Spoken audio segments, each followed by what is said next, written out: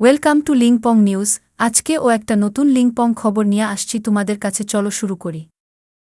ও আমার হাত বাইন্দা একবার না দুইবার না বহুবার করছে এই টাইমটার ভিতরে আমার মনে হচ্ছে আমার জানটা বাইর হয়ে যাবো এরকম অবস্থা। ও কেন এখন বিয়ে করবে না? ও তো বিয়ের কথা বলছে। 8 মাস যে প্রথম থেকে রিলেশনটা খুব গভীর ছিল, মানে একদম বেশি গভীর ছিল।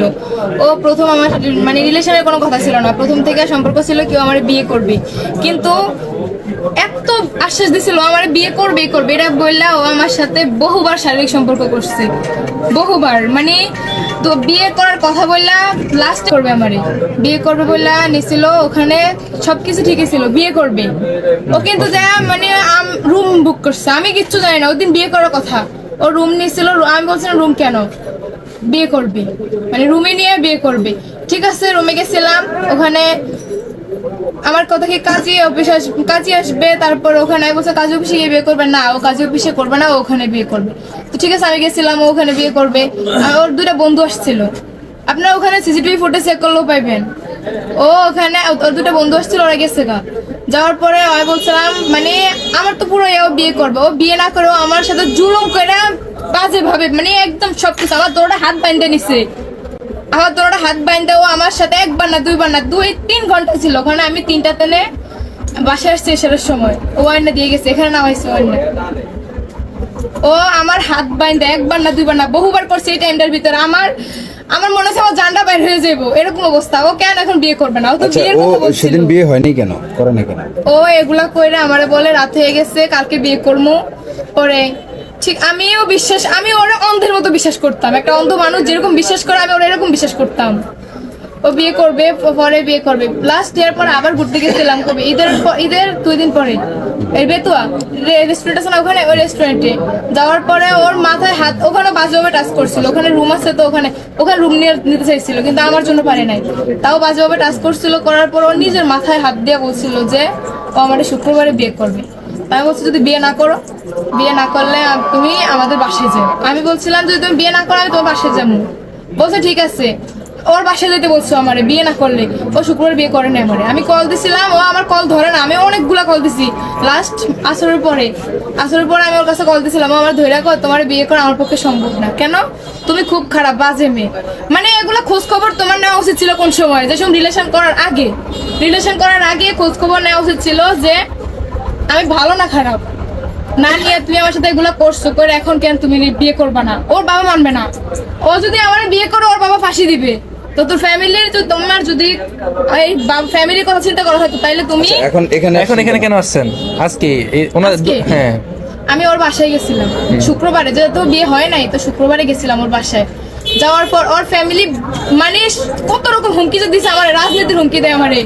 ওরা একটু মানে রাজনীতি করে, ভুয়াগো বংশ একটু নামি দেবে আর কি, আর আমরা ওর তুলনায় একটু কম, এই জন্য ওরা আমার রাজনীতির হুমকি দেয়। মিজান ভুঁইয়া আমার বংশ শেষ করে দিব ওনার যদি কিছু হয়। এই যে জুবাইর ভুঁইয়াও আমারে বুঝে একটু যে আফনান খান বাবু, তারপরে ওরা সবাই মিলে এলাকার অনেকে মিলে আমার বুঝে কি বাসায় আমারে পাঠিয়ে দিচ্ছে। আমার আম্মুরে কল দেওয়া না হয়েছে, আমার আম্মু আমার খুঁজতে গেছিল। ওরা সবাই মিলে সিদ্ধান্ত নিছে কি আজকে এখানে আসছেন কেন? মানে ওই দিনের জন্যই আসছি। ও ওই দিন ওই বাসায় যাওয়া লাস্ট কার জন্য ফোন দিয়ে আমি ওর সাথে কথা বলছিলাম, আমার বলে তুমি বাসায় যাও। তারপর ওরা সবাই সিদ্ধান্ত নিয়েছে ওরা বিয়ে পড়াবে ফ্যামিলি ভাবে, কিন্তু ওরা বিয়ে। আপনার দাবিটা কি এখন? আমার দাবি ও এই মুহূর্তে আমারে বিয়ে করবে। এখন ও আমার সাথে এগুলো করছে না, ও আমারে বিয়ে করবে। ও আমারে খারাপ বলতেছে, ও আমার মতো আরো 4-5টা মেয়ের সাথে একই কাহিনী করছে, একই কাহিনী। কেন এটা কি? ঠিক আছে, যদি না করে তাহলে কি করবে? বিয়ে না করলে আমি আত্মহত্যা করবো এখানে সবার সামনে, কারণ আমার ইজ্জত আর নাই, আমার ইজ্জত ওর হাতে। ওরা যদি আমি বিয়ে করি আমার ইজ্জত যায় না, ওরও ইজ্জত যায় না। আমরা শুনি বিয়ে করাবে ফ্যামিলি, কিন্তু বিয়ে না করে বাসা থেকে অফার দেয় আমার ফ্যামিলির টাকা দিব, আমার ফ্যামিলির টাকা দিয়ে পাঠিয়ে দিতে, আমার ঢাকা পাঠিয়ে দিতে, ওরা এখানে বিয়ে করবে। আমি তোমারে বলি এটা ইউনিয়ন বিএনপির সভাপতি ওনার যে অভিভাবক, তাদের অভিভাবক, তার কাছে একটা বিচার আছে। সে এখনো কোনো সিদ্ধান্তে পৌঁছায় নাই। সে গাড়িয়ান আইলে এটা কি বলতো? আমার কোনো গাড়িয়ান নাই, আমার কোনো গাড়িয়ান নাই। সবচেয়ে বড় কথা হচ্ছে ওনার যে অভিভাবকরা বিচারটা দিচ্ছে কার কাছে? কি না আপনার কি নাম? সুরাইয়া। পড়েন কিসে? Inter second year. কোথায়? সরফিশন সরকারি কলেজ। আর বাবার কি নাম? আব্দুল রশিদ। আর ঠিকানা কোথায়? ঠিকানা বুয়ারহাট অমরপুর 7 নম্বর। 7 নম্বর। কি বাড়ি? ইয়াসিন ফরাজি বাড়ি। ছেলে কি নাম? সুমন ভোজা। সুমন কি করে? ডক্টরে ফার্মেসি করে। আর সরকারি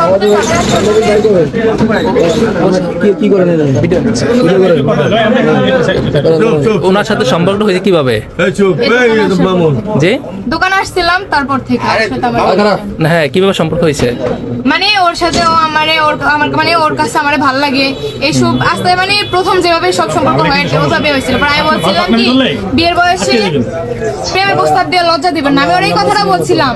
ও বলতেছে রিলেশন করি আমরা, আমি বলছিলাম রিলেশন আমি করবো না, বিয়ে করলে আমি রাজি। ঠিক আছে, আমি তোমার বিয়ে করবো, রিলেশন না। তো প্রথম থেকে এই বিয়ের আশ্বাস দিয়ে আসছে আজ পর্যন্ত পর্যন্ত আমার এই বিয়ের আশ্বাস দিয়ে আসছে। কিন্তু আমার বিয়ে করে নাই। ও এটা বলে আমার বিয়ে করবে, ও করে নাই। ও এখন বলতেছে কি ও মরে যেতে রাজি, ও আমার বিয়ে করবে না। মানে ও এখন বলতেছে ও সবকিছু স্বীকার হয়েছে।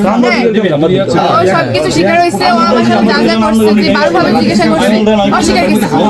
যেখানে যে আমার যে মেসেজগুলো দেখাইছে দেখানোর পরে ও মাথা নিচু উঠতে করতে পারে না।